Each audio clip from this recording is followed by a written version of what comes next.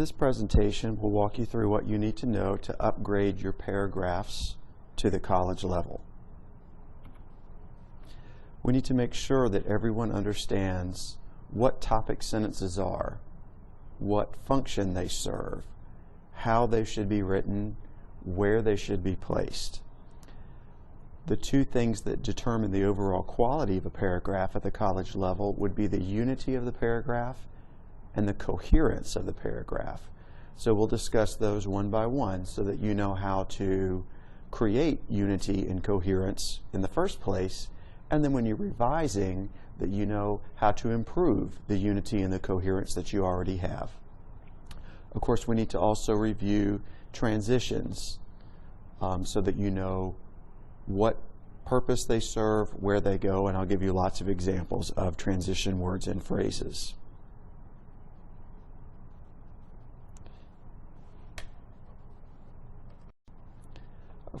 Of course, you already know that paragraphs exist in order to help your reader follow the organization of your essay.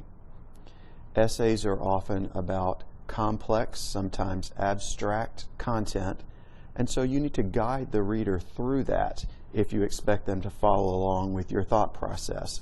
And so you create these different blocks of content to guide them through your thinking.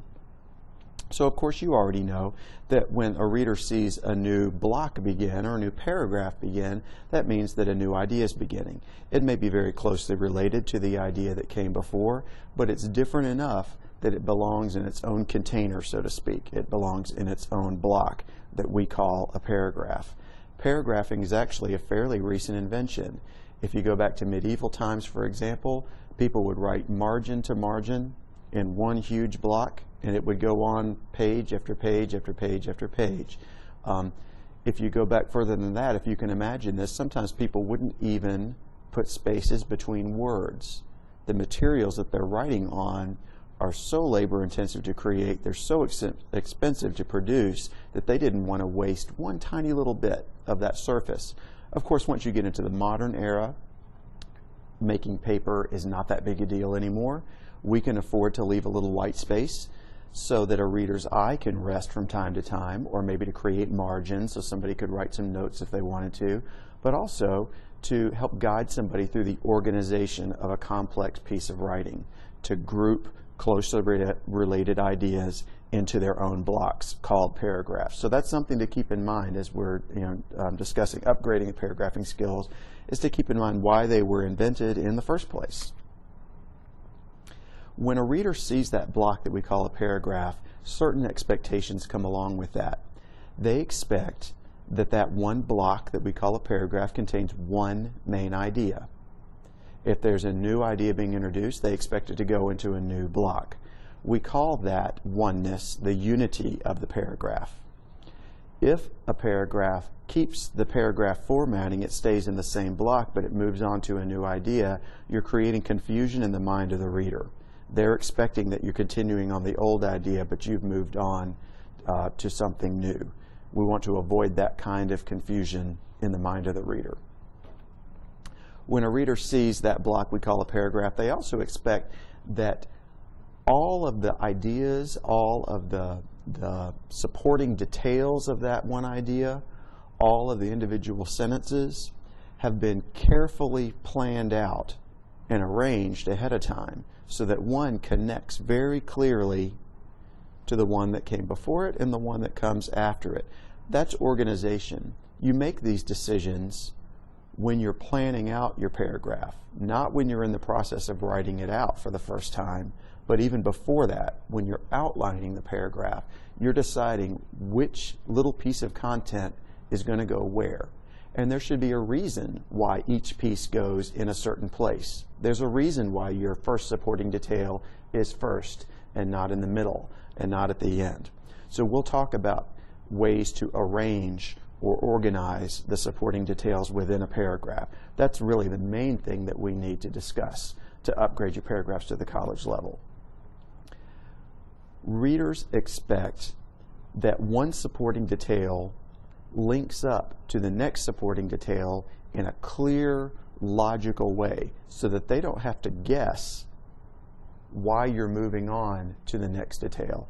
This is easier to understand when you see examples, but we call that kind of flow or connectedness from one idea to the next, we call that coherence.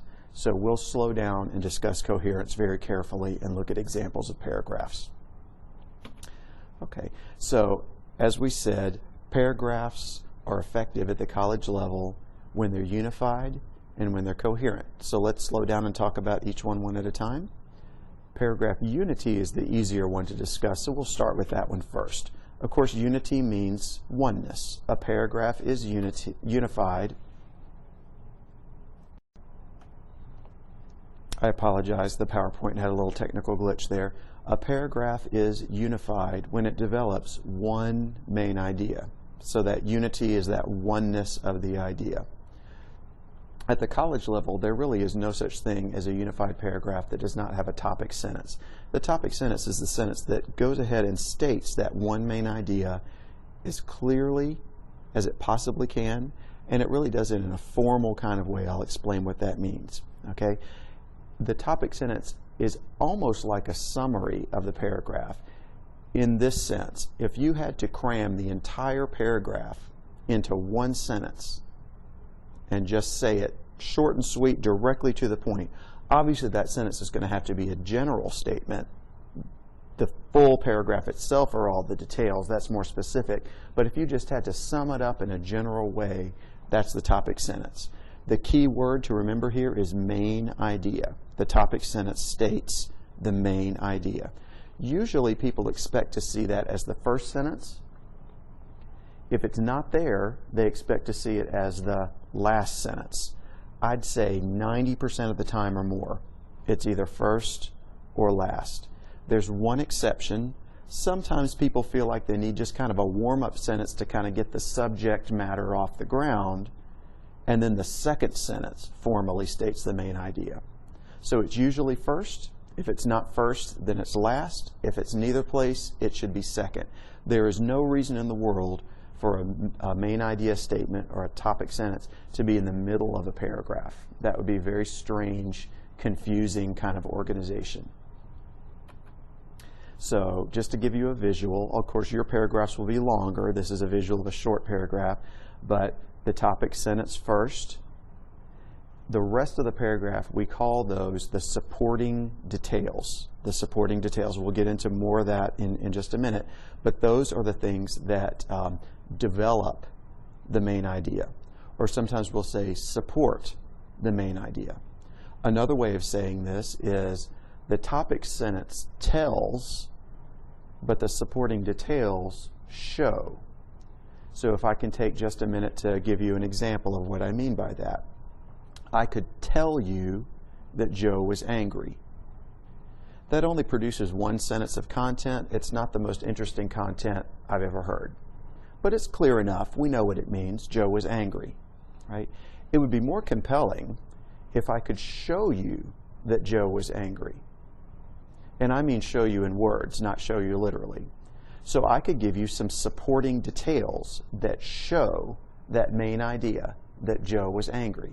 So I could say, Joe's face got red, his eyes got narrow, he started breathing really heavily, he made his hands into fists, he put his fist through the wall, he started cussing everybody out, he stormed out of the room, he slammed the door behind him, he peeled out in his car and flipped us the bird as he drove away.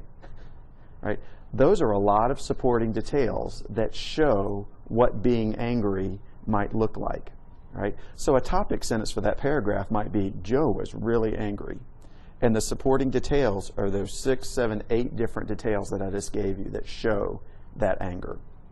Okay? Supporting details are really the heart of the paragraph, but you have to kind of set that up with that general statement, the topic sentence. Usually that's first, but sometimes those details might lead into a statement of that. If I started with all those details about Joe, by the time we got to the last sentence, you could add up those 7 or 8 details and know exactly what that means. Oh, I get it. Joe is really angry. So maybe that main idea might get stated at the end of the paragraph instead of the beginning. We like variety, so either way will work. Okay? And here is that little exception that I was talking about. Right? You might choose to put your main idea second. We'll look at more examples of that later on. We don't need to get bogged down in that exception right now. Here's a very simple paragraph to use as an example. I've got it color-coded so you can see the organization clearly. This isn't really quite at the college level yet, but it's getting close. The next example we'll look at will be a little more sort of typically college level. Just looking at it first before we read it really carefully, we've got the topic sentence first in yellow. The first supporting detail is that bit in green. Do you notice already that the first supporting detail is not necessarily one sentence? This first supporting detail actually requires 3 sentences to get across. So make note of that a supporting detail does not equal one sentence.